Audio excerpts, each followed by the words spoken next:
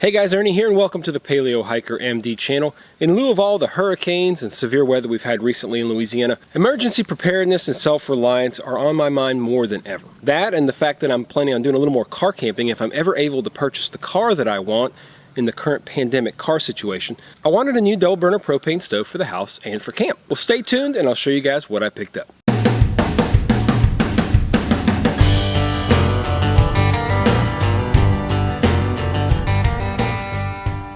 I've gone through quite a few two-burner propane stoves in my day. They always seem to last a little while and then they kind of give out. Something either rusts, maybe it's just part of being in Louisiana, I don't know. But I've had several over the last, say, 10 years. Not only have they not lasted, but they've fallen short in a couple of areas. They've never been quite powerful enough for me. I can't fit larger pots and pans because they have kind of wings on the side, which is kind of annoying. They're pretty susceptible to the wind and overall they're made fairly cheaply, at least the newer ones. If you get some older ones, they're made a little better, but regardless, they haven't lasted a long time from the standpoint of quality. Now, I found a stove that really seemed to check all the boxes. The only problem is that it had lots of really good reviews from Amazon, but it had quite a few really negative reviews. There was no question that it was extremely powerful, but the problem was you actually couldn't turn down the stove from the standpoint of being able to get it down to a close simmer. And of course, to really use a stove to cook, you have to be able to control the flame really well. So that was a little concerning. Thing is, I really liked the way that the stove looked, and it is super powerful, and it met quite a few of the other things I was looking for. So I poked around the old YouTube and found the guy who showed me how to fix it. So I figured, well, let's give it a try. Let me show you guys what I ordered. This is the Coleman Hyperflame Fyresergeant 2-burner 3-in-1 propane stove. We're going to take a look at it here inside before we cook with it because it's nice and cool inside. Dimensions are 23 by 12 by 5. The weight is 21.6 pounds. Now it has inside two 11,000 BTU burners. It has this little support here for your top if you want to put it on. Now initially I bought this on Amazon and it was like 210 bucks. A few days later they contacted me, said they actually did not have any, and I looked and I found it for $160 at Cabela's. So I actually ordered it at Cabela's. So about 150, 160 bucks, not too bad. So you can see a couple things here. We'll take one of these off. This is a grill top. I'll get back to that here in 1 second. Pop that right on right there. So I changed it so that we have the basic burner top here, and then this is the grill top over here. These burners are kind of stair-stepped. You have a taller burner on the outside and lower burner on the inside. They also are very wide. Pull this out, you'll see around the edges is very good wind protection. It's got good ventilation, but it also does protect it from the wind. You combine those sides with the fact that it's sunken in a little bit and it has very, very good wind protection. One of the things we talked about is how you couldn't put larger items on here or larger pots and pans. This will hold two 12-inch pots or pans at the same time, which you absolutely could not do with kind of your standard two-burner system. You have these swap top cooktops, which is cool, so you can have, like I said, just a regular burner. This is the grill. Now the cool thing about the grill is if you take this top off, this is a fluid reservoir, so you can put water in here whenever you grill, and the way it's designed, since this is solid on the center, only juices and stuff and grease will fall on the outside, so it will only go over here. So you can see, I mean, I've used this product 6 or 8 times at home grilling with it, and look how clean it is. Still perfectly clean. Because with this in place, you don't get anything all over it. It's just a really cool design. It comes with these two grill plates, so you can have both as grills or you can have both as burners. They used to have a separate griddle attachment that you could buy, but I don't think they make it anymore, which is a bummer. It would have been nice to be able to have a grill and a griddle. It has push button ignition that you can see down here. This drip tray, like I said, is so convenient and keeps it really, really clean. It's got a nice built-in handle, as you can see up here. Underneath, it's got non-stick feet, so it really grips pretty well to whatever you have it on. It says it will run on high with both burners for about an hour. So basically a 1-gallon cylinder of propane will run both of these on high for 1 hour. Pretty good. So I'm going to plug up some propane and I'm going to turn down the lights and I'm going to show you guys the flame patterns, and we're going to see the problem that some people have and how to fix it. By the way, it does have a very convenient storage spot for your propane connection. Just pull it out here. We'll never lose it that way. All right, so we're going to start these up. We'll start with this one over here. There's that. There's that. And they look very similar, okay? You'll see over here, I can turn this one down. Nice and low. This one, every time I turn it down, it pops right back. And as much as you try to lower it, it always comes right back. This one, although it does it a little bit, you can definitely put it much lower. You can see the difference right there really well. Try to get it low, pops right back. You literally cannot turn it down to low. How annoying is that? This one over here used to be just like this one, but I fixed it thanks to a video online. Let me show you. Okay, so the first thing we need to do is get this little knob off. It'd be a lot easier if I had the right tools, but I don't.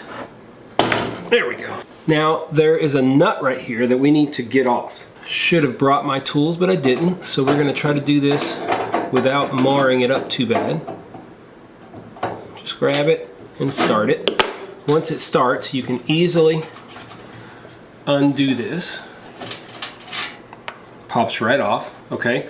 Then you're going to want to use this. It's important that you disconnect your propane, which I have not done. There we go. Disconnect our propane because we're going to use this. We're not going to pop it all the way on, just enough to get it started. And we're going to completely unscrew and back this out. And there we go. And if you look right here, you won't be able to see it, but this is just a little nubbin with O-rings on it. Now on this, there is a lot of grease, and I mean a lot of grease. They just pack the grease right on in there. Now it's important as well, I just got some toilet paper here, and you want to snake that in there and just kind of smush it around. You guys can't see it, but there is kind of caked on grease. Now they're trying to keep it lubricated, but for whatever reason that lubrication is what's causing big time problems with controlling this very well. There we go. You can't see it, but it's definitely cleaner. Now you take this, pop it right back in. You can just hand tighten it, and then you put this in and you tighten it. We're just going to tighten it a little bit. When I get it home, I'll make sure it's nice and tight, but there it is. Let's put this back on. We'll plug up our propane and let's see if we've made any difference. There we go. Propane's back on. Let's turn this on. Light it up. Now as you'll see,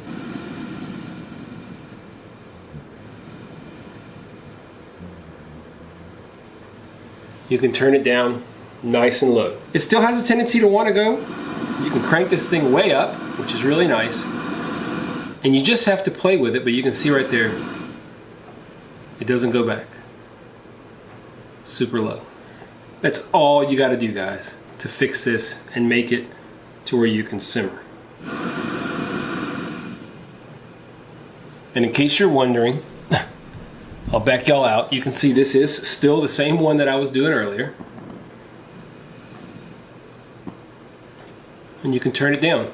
Fix the problem. You can remember before when I would try to go down, it would just pop right back, pop right back. You could hear it. Not anymore. Let's cook some lunch.